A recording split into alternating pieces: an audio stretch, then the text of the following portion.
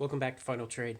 I wanted to talk about red Sligh decks today and the kind of cards that have historically been in them during the vintage Magic era and the cards that I'm playing in it right now. Sligh is a deck type that focuses on a lot of small creatures that are highly efficient mana to power wise, and burn spells that are also very efficient, cards that have the ability to be played multiple times so that you can always use all your mana every turn, and a lot of cards that do a lot of damage because they have some kind of drawback. And normally, the naive player will shy away from those kind of cards because they think, well, there's something wrong with that card. Hey, why would I ever use Orcish Cannoneers? It deals damage to me. And yeah, if you use its activated ability, it deals damage to you, but you know what? That activated ability goes right past your opponent's defenders and right to your opponent if you need it to. Or it gives you the ability to just deal damage directly. Now, that's the same card as Orcish Artillery. Interesting that they printed the exact same thing, even the same type. They're both summoned orcs. So, another one in that vein, Fire Slinger, one to you, one to target creature or player.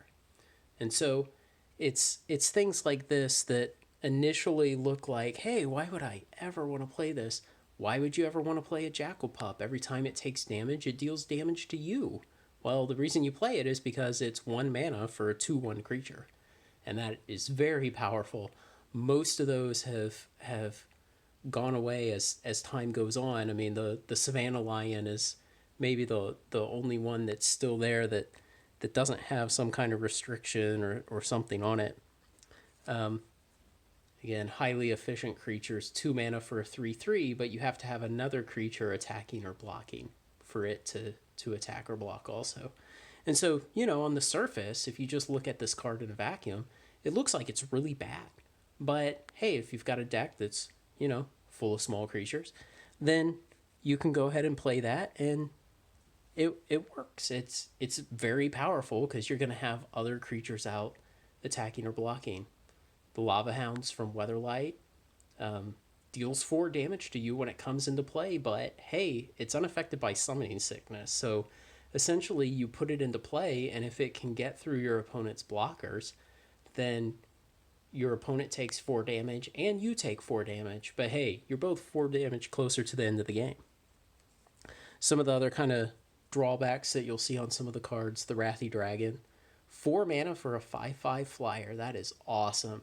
But you have to sacrifice 2 mountains when he comes into play. But, what you're looking at here is, hey, 4th turn, I can drop a 5/5 flyer, and who cares if I go behind in mana, Either I'll make it up. I've had 3 other turns already to play creatures. I'll still have 2 mountains left. Maybe I've got another in my hand. And so these kind of trade-offs are very powerful. And odds are, by the 4th turn, your opponent is not going to have anything in the air that can counter this. Of course, Ball Lightning, one of the quintessential red cards. It's variably powerful depending on what kind of thing your opponent is playing. Obviously, any first strike creature shuts this down, but if you save it and you play it selectively, it can be very, very powerful. It's almost like a burn spell in the form of a creature. The mainstay, Mog Fanatic from Tempest, such a powerful card, 1 mana, 1/1, but that sacrifice ability basically allows you to just pull out 1 damage anytime you need. And of course, you can use it to take out one of your opponent's blockers. And that's one of really the tactical kind of considerations with the Sligh deck is some of your burn spells are used to take out your opponent's creatures so that your creatures can do their recurring damage turn after turn after turn. Maybe a little more uncommon in this type of deck, +4, -4, but guaranteed not to kill them.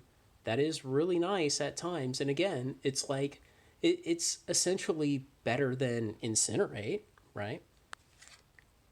If you're just trying to damage your opponent, Incinerate is also 2 damage, but it's Sorry, it's also 2 mana, but it's 3 damage instead of 4 additional. So it's one of these trade offs where it's like, do I want to be able to target anything, or do I want to just go for maximum damage against an opponent and his creatures?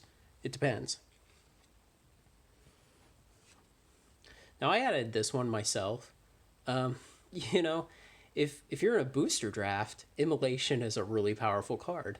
If you're playing the old Chandelar video game from like 1997, Immolation is a really powerful card because you can use it to take out an opponent's creature. You can use it to buff up one of your creatures. It's very versatile and it's cheap. And it's, again, you compare it to, say, a burn spell. Well, Shock is 2 damage for 1 mana, and Immolation is persistent and has the ability to also take out an enemy creature the way Shock would, barring something like Protection from Red, but how common is that? Other mainstays of Sligh, the Fire Blast from Visions. Sacrifice 2 mountains instead of paying the casting cost. This is just a wonderful finisher spell because you could just tap out all your mana doing everything to get your opponent down, and then you can sacrifice your mountains to cast this. Looking back at some of the historical deck lists that I could find for Sligh throughout, 95, 96, 97 kind of era, of course, Fireball and Disintegrate appeared at certain times. And as the Vintage Magic era went on and the number of cards available increased, you really had a filtering effect that kicked out cards like this. These cards were good early on, but later on they were just surpassed by too many other cards. And the same thing when you get into the small creatures, of course, 1/1s for 1 mana with Mountain Walk. Early on these were okay. Mountain Walk's not a particularly powerful ability. The Goblin Balloon Brigade that you could selectively make flying when you needed it to. Very interesting card. You see the Ironclaw Orcs, even in the World Championship decks in like 1996, I believe. The Ironclaw Orc is in there. A 2/2 for 2 mana. It's not great. A lot of things would be better than it later. Oddly, Dragon Whelp shows up some in some of the earlier decks. A cheap way to get some damage into the air and with a slight pump ability. The Balduvian Horde is the first of several I'll talk about where you need to discard a card to make it work. And this one actually does appear in some of the World Championship decks. 4 mana for a 5/5 is very strong. You have to discard a card, but, with all of the cards where you need to discard as part of the casting cost, you factor in the mana curve of your deck into that calculation. And you say, well, maybe I play with a slightly lower mana curve and I don't plan to cast every spell, but that allows me to then use cards in my hand occasionally as a resource, especially when you can get something so lopsided as a 5/5 for 4 mana. The other two with discarding cards in their costs, Sonic Burst from Exodus, and Pyrokinesis. I actually just found this card tonight. I was flipping through some cards looking for something else, and I came across this and read it and realized it's similar to Sonic Burst, but like I said, you can treat the cards in your hand as another resource depending on how the rest of your deck plays.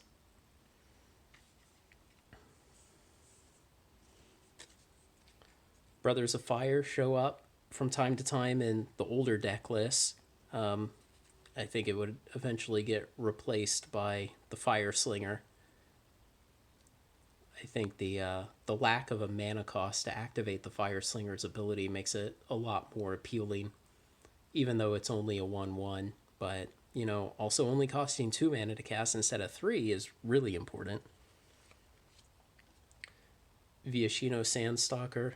The interesting thing about him, you got to pay for him every turn, but if he's able to get through your opponent's creatures,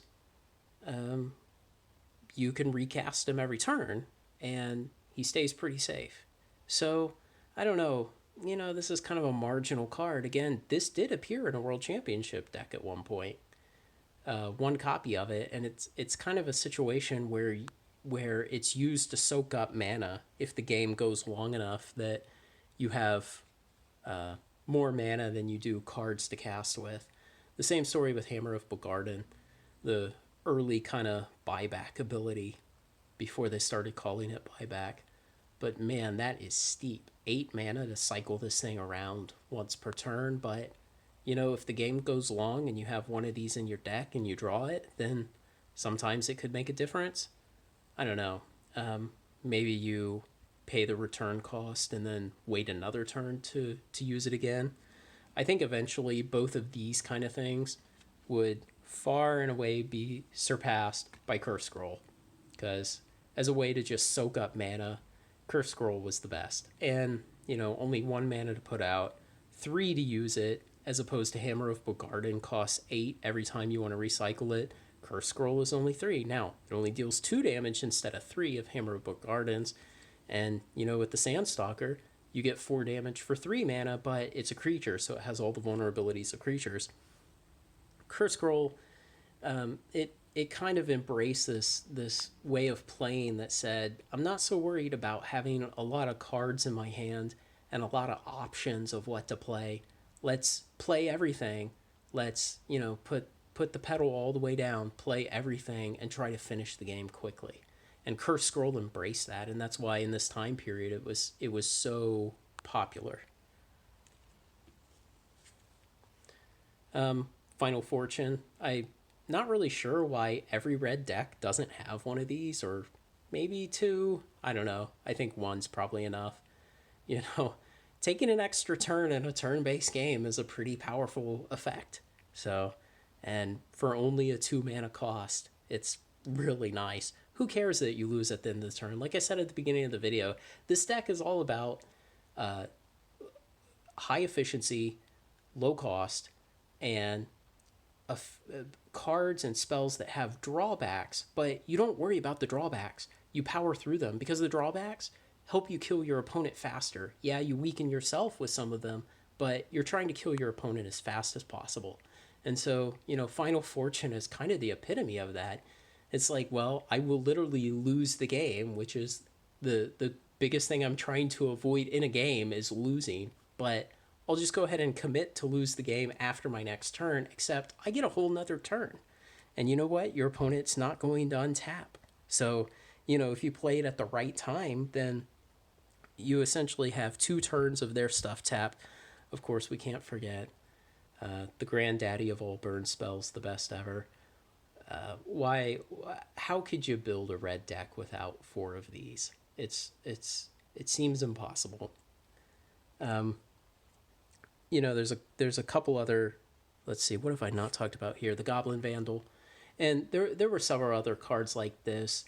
There was some shaman card, I forget his name, from Alliances that allowed you to destroy artifacts. There was I think it was like a Goblin Thaumaturgist, something like that. There was a Dwarvish something, I forget. There's been several red creatures over time that have activated artifact destruction abilities, and sometimes some of those make their way into the Sligh deck. And then, you have a lot of questions when you're building one of these decks. Kindle. I didn't talk about Kindle. That's a good segue into this topic. Kindle is one from Tempest, and essentially it's 2 mana for 2 damage, but if you cast a second one, it's equivalent to Incinerate, because it's 3 damage for 2 mana. And if you really get lucky and you cast a third one, then it's averaged out like playing 3 Incinerates, which, it's okay, but maybe you could imagine that when you play the first one early in a game, 2 damage is enough. When you play the second one, it's equivalent to the Incinerate. When you play the third one, you're getting 4 damage, and you're getting it later in the game. So Kindle was always kind of this like very situational card that it kind of came in this era in the Tempest block along with Shock, where it was like these cards, they just kind of feel okay, but it's really hard to argue with the classics, Incinerate and Lightning Bolt.